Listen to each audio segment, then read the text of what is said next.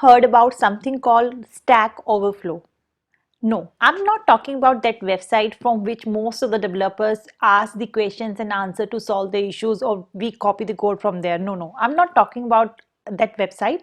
I'm talking about a concept that we have in all programming languages, but today we are going to talk about Stack Overflow in JavaScript. Hello everyone, welcome back to my channel. I'm Nisha Singla, and in today's session we are going to discuss about Stack Overflow. So without any further ado, let's get started. So now if I talk about Stack Overflow, it's a concept and we can also say it's a situation. So in today's session, we are going to understand that situation, like what is Stack Overflow in JavaScript.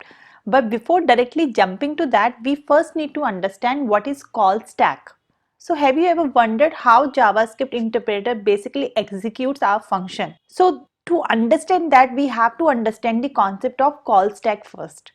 So through the call stack, the interpreter keeps track of any function that are called when the script is executed. So the way through which the call stack work is pretty simple. Okay, let me show you here. Suppose I have one function outer which internally calling inner function, and then I'm simply calling the outer function. This is a very simple JS code, right? And now I want to understand how this function will execute. So through call stack only the function basically executes in JavaScript. So what will happen?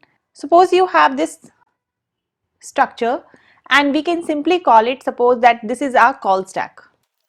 So now whenever any JS file execute, whenever interpreter find any function in JavaScript, it basically put that function into a call stack.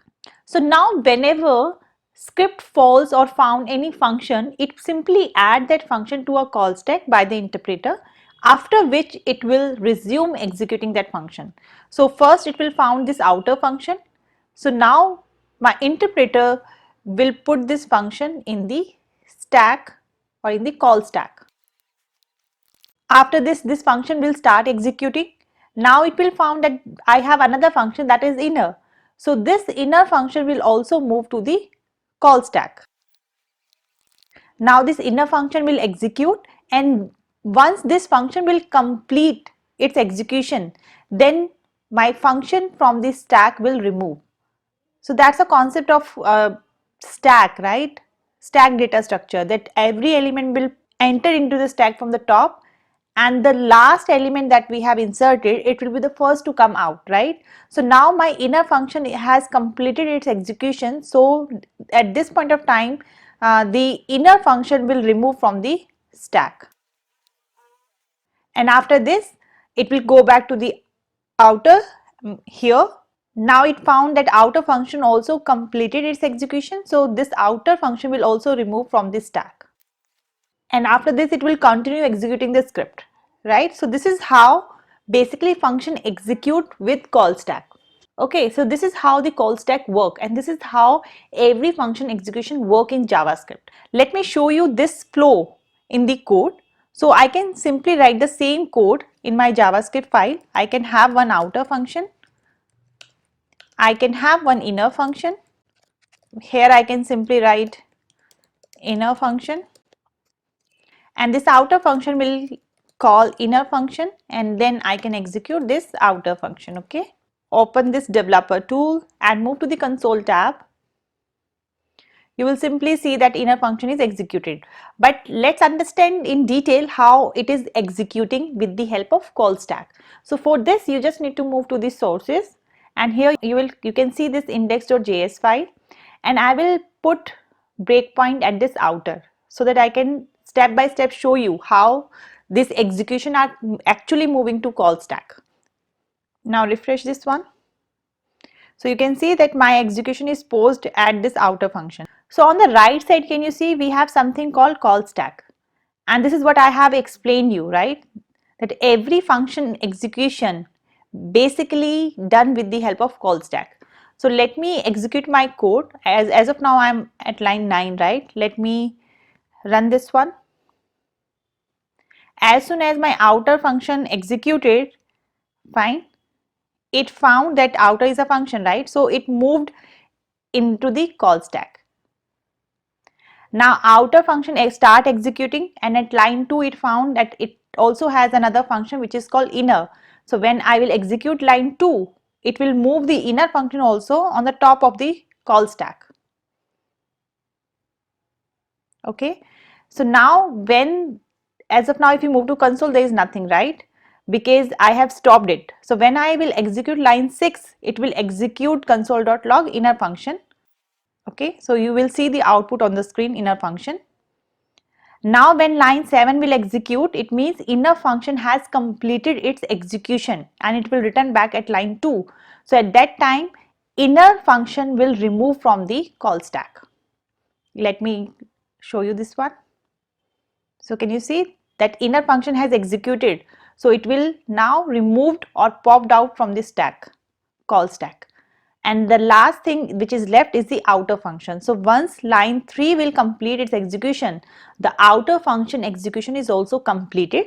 So it will also removed from the call stack. So my stack will be empty at this point of time. So let me show you this one. Can you see? Now outer function also removed from the call stack.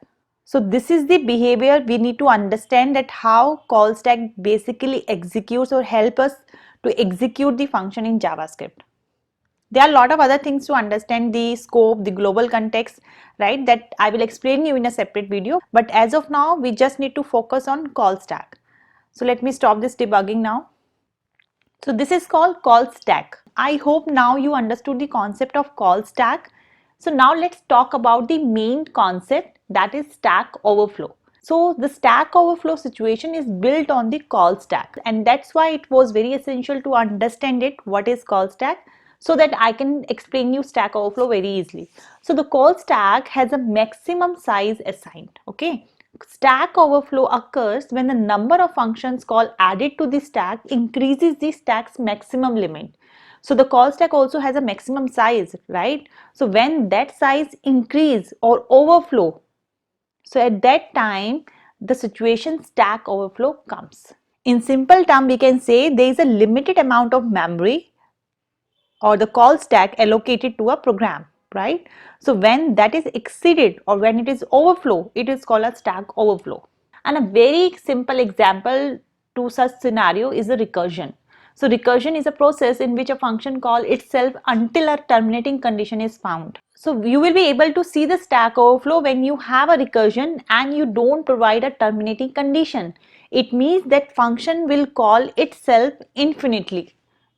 So therefore causing a stack overflow and thus an error occur. Okay, so if we execute any code, let me show you that one as well. Let me remove this inner function and suppose this outer function calling outer function itself. So you will see something like this, maximum call stack size exceeded. So this is basically called stack overflow. And if I show you in detail, let me put a breakpoint again at the outer and refresh this one. So you can see initially this call stack is empty, right?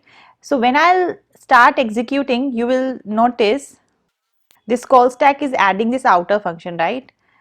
And you will see that it's going like it's keep on adding outer on the call stack.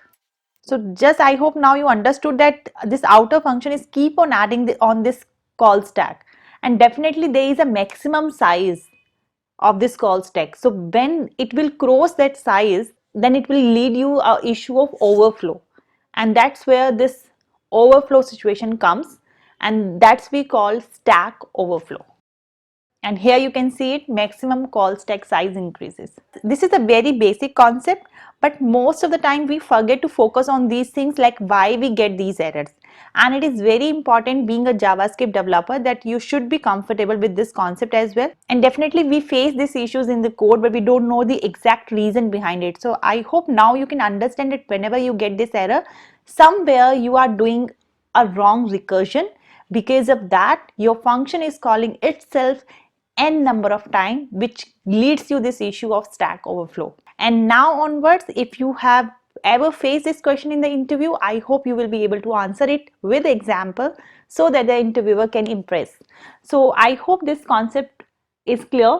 I will see you in the next video with more interesting and useful interview questions and topics in JavaScript. Till then, keep learning and stay safe.